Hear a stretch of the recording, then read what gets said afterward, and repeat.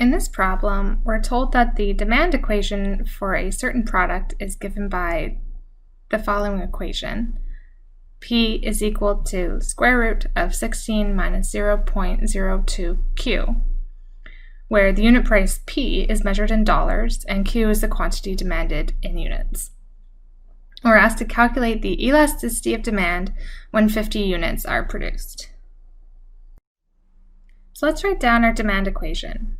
We have P is equal to the square root of 16 minus 0.02 Q. And now let's differentiate implicitly with respect to P. So we take d dP of the left-hand side and d dP of the right-hand side. Now the left-hand side becomes 1. And for the right-hand side, we're going to apply the chain rule since Q is a function of P. So we get 1 over 2 square root 16 minus 0.02 Q multiplied by the derivative of the inside function with respect to P.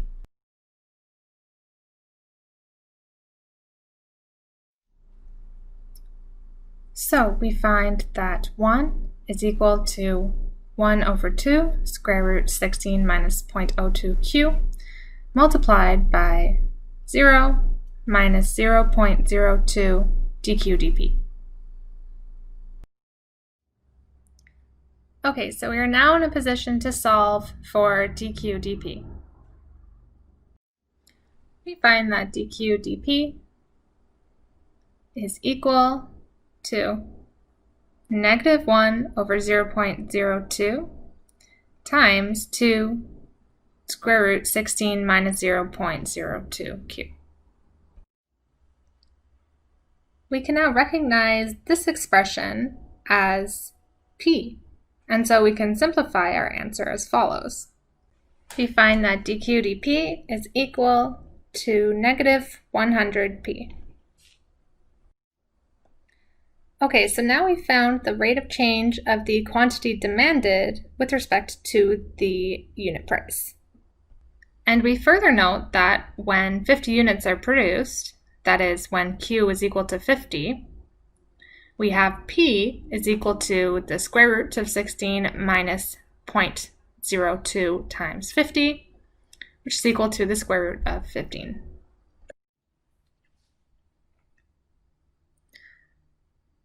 So we now use our formula for the elasticity of demand.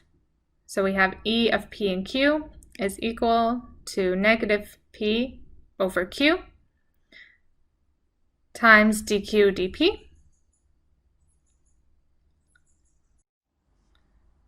So here we have that E of root 15 and 50 is equal to negative root 15 over 50 times minus 100 root 15. This is equal to positive 15 over 50 times 100, which is equal to 30. Since 30 is greater than 1, this means that the elasticity of demand is elastic. And so a small decrease in the unit price will lead to an increase in revenue. Therefore, the recommendation would be to decrease the unit price.